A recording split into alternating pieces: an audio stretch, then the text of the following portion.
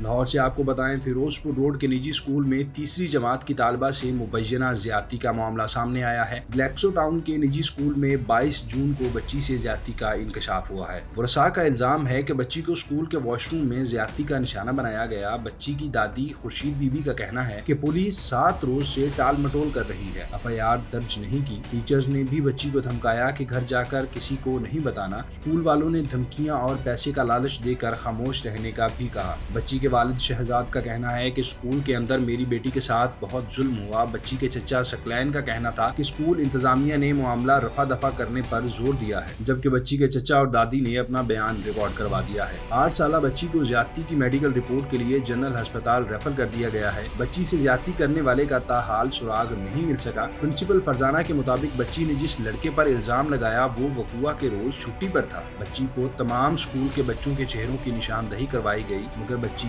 کسی کو بھی نہیں پہچان سکی۔